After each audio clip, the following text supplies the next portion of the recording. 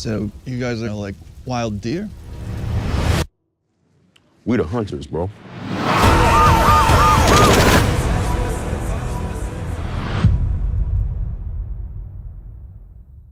Nigeria Chambers from Big Go Belt Media.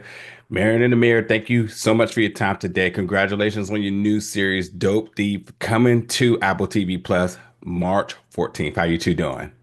Good. Good, really good. Good to be here. Thanks for having us. Absolutely, absolutely. Let's get right into it because I think by checking out this entire series, what's really important for the audience is really to understand the relationship between Mark and Mina. I first of all, I love the character Mina. There's so many good scenes, but what I love about a good character is a character that sort of keeps that other character head focused. It seems like there's a lot of check-in moments, but also maybe some accountability moments. And I also would like to add before you give your response to this is the character Jack seems to be sort of the triad of everything. Jack seems to play a very important part in you two's dynamic. So yeah, can you really talk about what's really important for the audience to take away from the dynamics between you two and understanding their relationship? Mhm. Yeah, I think that's something interesting here is that Mina's problem with authority, to me, the way that that plays out, thinking about the themes of sort of chosen family and the family you find yourself in this show and everything, there is something really familial ultimately about the sort of Yeah. Jack, Nader, Mina triad. And then even with Will Pullen, who plays Marchetti, who is so fantastic, he's sort of like the little brother in this room. Like we've got it. There is a little bit of a, it's a very deep sort of, it feels very emotional with all of them. And even though they are working together, there's some really deep emotions that are being provoked in everybody here when they're getting into their stuff. So I remember always feeling like this feels like this isn't just like an office. No, family. Yeah, this is family. You can only really yell or shout or defy the people that you respect and trust. I mean, something he says in the first episode is, "You're a good agent." Yeah. But you need to chill out. Yeah. You're a good agent, but I see what you're doing is right, but you're also wrong. And there's bigger things at play. There's the department, there's the agency, there's the optics, there's your health. Who else is looking out for your health? So ultimately, I do feel like he cares about her. He's protecting the department, but he believes he's protecting her. And he believes he's going to try to get bad guys. But we know there are bigger bad guys at play that, she kind of convinces him that we have to go after too. And there's a case. She's the witness. And if she does this, she sacrifices it's so good. Yeah, she's trapped in a little bit of a cycle where she's literally just running herself into the ground. And she doesn't really have a lot of care for her own life. And she's grief, whatever we want to talk about. I think it's a deep grief that is sort of running that engine, but that doesn't care about her life really. And that's part of where this person, I think, is actually checking that and is like, you can't just, run yourself into the ground. We actually have bigger things we're focusing on here. There's a higher purpose. And that's important in that relationship. I don't know what would happen to her if she didn't have this guy in that way.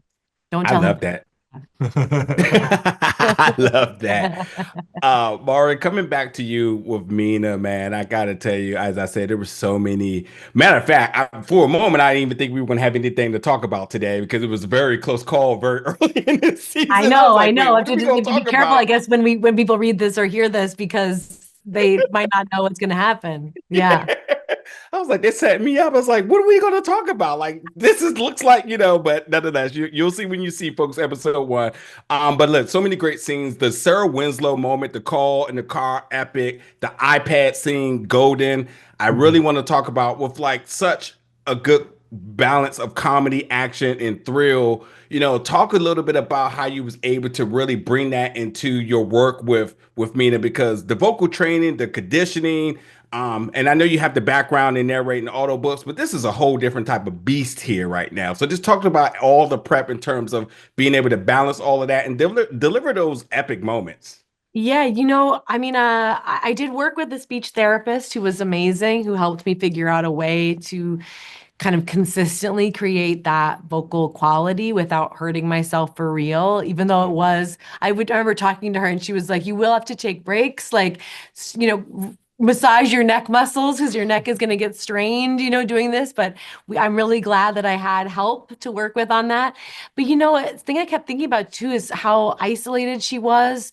But Peter in particular was such an incredible partner in all of this because he wrote the whole series, and because also I think because he's a novelist as well as a screenwriter, he has a sense of the entire story that's always in his head. And so whenever we were talking about anything, we were talking about where she was headed, where she'd been.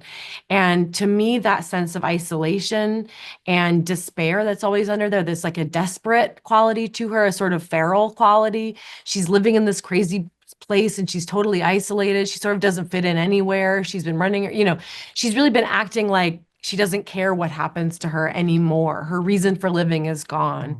And that was something that really, really hit me in terms of all the choices she continues to make in this. It's like when it doesn't matter to you what happens to you tomorrow, when you aren't thinking about that, and I thought about her and Ray a lot. I thought about the fact that, I didn't have a lot of scenes with Brian, but I talked with Brian a lot while we were in Philly together. And I thought about each other. I felt like we were very connected. And Peter was like, you guys are running on a little bit of a parallel track here in terms of like, what do you have to live for? What's going on?